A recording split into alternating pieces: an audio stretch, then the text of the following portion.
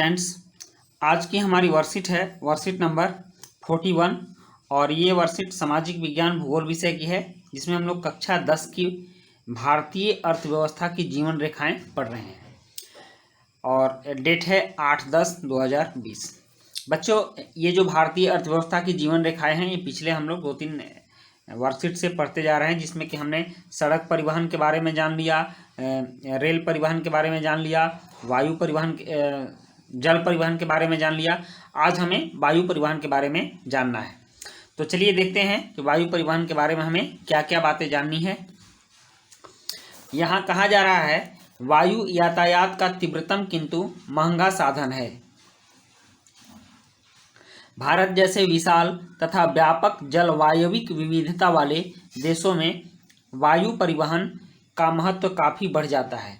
वायु परिवहन आंतरिक परिवहन के साथ दूसरे देशों के साथ संपर्क स्थापित करने की दृष्टि से भी काफ़ी महत्वपूर्ण है। वायु परिवहन से क्या होता है कि ये अपने देश के भीतर भी, चाहे किसी भी तरह का इलाका हो, पहाड़ी हो या फिर पानी वाला इलाका हो या रेगिस्तानी इलाका हो, कहीं भी सुगमता से पहुंच सकता है। क्योंकि इसको धरती के रास्ते से कोई मतलब नहीं है। नीचे कितना भी उबड़ खाबड़ हो, जल हो या फिर धरती का कोई भी आकार हो, यह ऊपर से उड़कर सीधे एक जगह से दूसरी जगह पहुंच जाता है। इसलिए यह काफ़ी महत्वपूर्ण हो जाता है। थोड़ा सा महंगा तो यह पड़ता है, थोड़ा सा यह महंगा साधन है, लेकिन भारत इतना विशाल है और इसमें विविधताएं इतनी अधिक है। कहीं पहाड़ हैं, कहीं पठार हैं, कहीं नदियां हैं, तो कहीं आप तटवर्ती इलाके में चले जाएं तो समुद्र भी हैं। भारत के पश्चिमी इलाके में चले जाएं तो वहाँ रेगिस्तान भी है। तो इन सभी विविधता वाले देशों में एक जगह से दूसरी जगह जाने के लिए वायु परिवहन की महत्ता बढ़ जाती है। और यह आंतरिक परिवहन के साथ साथ, मतलब देश के अंदर तो एक जगह से दूसरी जगह जाता ही है, ठीक ना, दूसरे देशों के साथ संपर्क भी स्थापित करता है। जो है भारत के अगल बगल में जितने भी देश में या फिर पूरे विश्व के किसी भी देश में यह जा सकता है। और बहुत सारे देशों से डेली की उड़ान, डेली फ्लाइट भारत से है, वो एयर इंडिया की है। तो इस दृष्टि से, मतलब कि दूसरे देशों से संपर्क स्थापित करने की दृष्टि से भी काफ़ी महत्वपूर्ण है। और यात्रा एवं माल परिवहन के अलावा देश की रक्षा के लिए भी वायु यातायात का विकास आवश्यक है। मतलब इससे यात्रा तो होती ही है, सामान की ढुलाई तो होती ही है, लेकिन जब देश की रक्षा की बात आती है तो उसके लिए भी वायु यातायात जरूरी है। आप देख सकते हैं कि लद्दाख जैसे क्षेत्रों में, जहाँ की सड़कें पहुँचनी काफ़ी मुश्किल है और जाड़े के दिनों में सड़कों पर बर्फ़ जम जाती है, तो वहाँ सैनिकों को पहुँचाना, सैनिकों के लिए सामान पहुँचाना, ये हवाई जहाज़ के माध्यम से ही हो सकता है, वरना ये संभव नहीं है। या फिर उत्तर पूर्व के राज्यों में चले जाए जहाँ पहाड़ी इलाके हैं, ठीक ना, तो वहाँ अरुणाचल प्रदेश जो कि चीन से सटे सीमा है, वहाँ तक अगर किसी को तुरंत पहुँचाना हो तो उसमें वायु परिवहन की सुविधा ही हमको महत्वपूर्ण लगती है, क्योंकि वो बिना किसी रोक टोक के सीधे हमारे देश के सीमाओं तक पहुंच सकती है।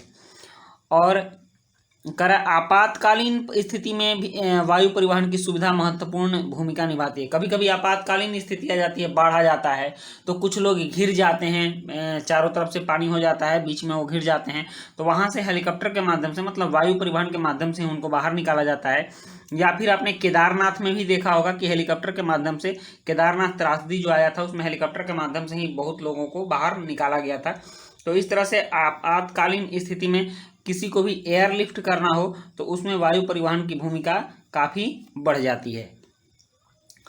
चाहे 1990-91 में खाड़ी युद्ध के दौरान जॉर्डन एवं अन्य खाड़ी देशों से नागरिकों की वापसी हो, या कोरोना महामारी के दौरान विश्व के अलग अलग देशों से भारतीय नागरिकों की वापसी हो, वायु यातायात ने एक महत्वपूर्ण कार्य किया है।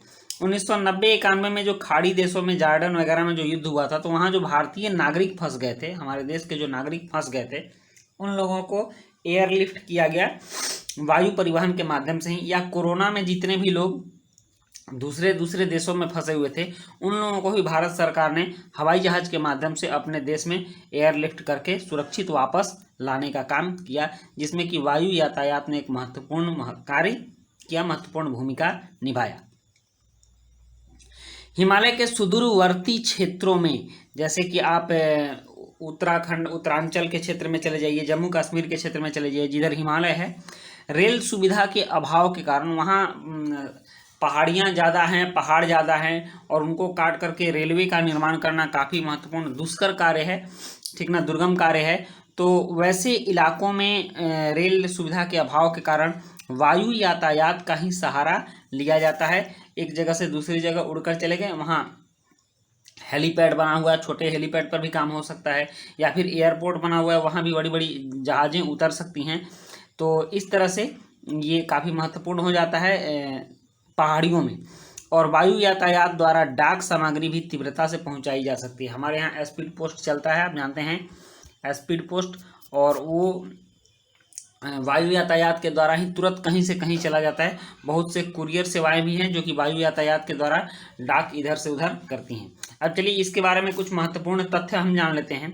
सबसे महत्वपूर्ण तथ्य यह है कि 1953 में वायु परिवहन का राष्ट्रीयकरण किया गया, मतलब इसको राष्ट्रीय होने का दर्जा दिया गया और राष्ट्र के हाथ में इसको लिया गया, सरकार के हाथ में लिया गया 1953 में। इस चीज़ को आप याद रखेंगे। एयर इंडिया घरेलू और अंतर्राष्ट्रीय वायु सेवाएं प्रदान करती है, ठीक ना। एयर इंडिया भारत की कंपनी है जो कि घरेलू यातायात, अगर भारत देश के अंदर बम्बे से दिल्ली जाना हो, दिल्ली से चेन्नई जाना हो, ठीक ना, तो ऐसे ये यात्राएं प्रदान करती है। और अंतर्राष्ट्रीय वायु सेवा भी प्रदान करती है। अगर भारत से किसी अन्य दूसरे देशों में जाना हो तो भी एयर इंडिया जो है वो सेवाएं प्रदान करती है। भारत से नेपाल जाना हो, भारत से श्रीलंका जाना हो, भारत से मॉरिशस जाना हो, सिंगापुर जाना हो, मलेशिया जाना हो, फ्रांस जाना हो, ब्रिटेन जाना हो, वहाँ एयर इंडिया की सेवाएं लगातार मिलते रहती हैं। पवन हंस हेलीकॉप्टर लिमिटेड ये एक हेलीकॉप्टर बनाने वाली कंपनी है जो भारत की है। देश के अगम में मतलब जहाँ जाने लायक नहीं है, और दुर्गम मतलब वैसे क्षेत्र जो कि हमारी पहुंच से दूर हैं, भागों जैसे उत्तर पूर्वी राज्यों, जम्मू कश्मीर, हिमाचल प्रदेश और उत्तराखंड के आंतरिक भागों में हेलीकॉप्टर सेवाएं उपलब्ध कराता है। पवन हंस जो है सो पवन हंस का हेलीकॉप्टर आता है और वो पहाड़ी क्षेत्रों में काफ़ी तन्मयता से और काफ़ी सुविधापूर्वक अपनी सेवाएं उपलब्ध कराता है। जहां सड़कें कम हैं, रेलवे कम है, ठीक ना, वहां हेलीकॉप्टर के माध्यम से आराम से इन सभी जगहों पर पहुंचा जा सकता है, जिसकी सुविधा पवन हंस हेलीकॉप्टर लिमिटेड देता है। भारत में वायु परिवहन की शुरुआत 18 फरवरी 1911 में हुआ। आप सोच लो बच्चों कि 110 लगभग 110 बरस हो गए भारत में वायु परिवहन की शुरुआत के। यह 1911 में ही भारत में हुआ, जब इलाहाबाद से नैनी तक वायुयान से डाक ले जाया गया, ठीक ना। यह दुनिया की पहली मेल सेवा थी, दुनिया की पहली मेल सेवा थी। वायुयान से कहीं भी डाक नहीं ले जाया गया था। हालांकि इलाहाबाद से नैनी की दूरी काफ़ी कम है, ठीक ना, मुझे लगता है मुश्किल से 5-7 किलोमीटर या 10 किलोमीटर होगा, ठीक ना, लेकिन फिर भी यह पहली बार ले जाया गया। तो यह दुनिया की पहली मेल सेवा थी और भारत में वायु परिवहन की शुरुआत 18 फरवरी 1911 से हुई। इस बात को हमें याद रखना है। भारत के प्रमुख अंतर्राष्ट्रीय हवाई अड्डे छत्रपति शिवाजी हवाई अड्डा, ठीक, सांता क्रूज मुंबई में बना था। ये प्रमुख है अंतर्राष्ट्रीय हवाई अड्डा, यहाँ से अंतर्राष्ट्रीय उड़ानें बहुत ज़्यादा जाती हैं, ठीक ना। और नेक्स्ट है दूसरा इंदिरा गांधी हवाई अड्डा पालम दिल्ली में है, और सुभाष चंद्र बोस तीसरा है सुभाष चंद्र बोस हवाई अड्डा दमदम, ये कोलकाता पश्चिम बंगाल में है, और चौथा मीनमक्कम हवाई अड्डा चेन्नई में है। तो ये कुछ प्रमुख हवाई अड्डे हैं, ठीक ना, जो कि अपनी सेवा अंतर्राष्ट्रीय सेवाएं यहाँ से लोगों को मिलती हैं। तो इसके बाद कह रहा है कुछ प्रश्न हैं और इन प्रश्नों के जवाब हमें लिखने हैं। तो चलिए शुरू करते हैं इन प्रश्नों के जवाब लिखने। इसमें पहला प्रश्न है एयर इंडिया से जुड़े देशों के नाम बताइए, ठीक, लिखिए। तो इसका उत्तर है एयर इंडिया से जुड़े देश हैं मलेशिया, फ्रांस, सिंगापुर, मॉरिशस आदि। बहुत सारे देश जुड़े हुए हैं, आप किसी का भी नाम लिख सकते हैं, 2-4 मैंने लिख दिए हैं। प्रश्न 2 है उत्तर पूर्वी राज्यों में वायु परिवहन महत्वपूर्ण क्यों है? तो इसका उत्तर है उत्तर पूर्वी राज्यों में पहाड़ियाँ बहुत हैं, इसलिए वहाँ के रास्ते और नहीं, ये नहीं होगा, ठीक ना, वहाँ के रास्ते अगम्य एवं दुर्गम है, जिससे वहाँ वायु परिवहन ही महत्वपूर्ण है, ठीक। तीसरा प्रश्न है वायु परिवहन का राष्ट्रीयकरण कब किया गया? तो इसका उत्तर है वायु परिवहन का राष्ट्रीयकरण 1953 में किया गया। और चौथा प्रश्न है आपातकालीन परिस्थिति में कौन सा परिवहन सबसे अधिक उपयुक्त है? तो इसका उत्तर है आपातकालीन परिस्थिति में वायु परिवहन सबसे अधिक उपयुक्त है। तो बच्चों इस तरह से आपके चारों प्रश्न के उत्तर हो गए और आपकी वर्कशीट कंप्लीट हो गई। तो मिलते हैं हम लोग नेक्स्ट वर्कशीट में, तब तक के लिए गुड बाय।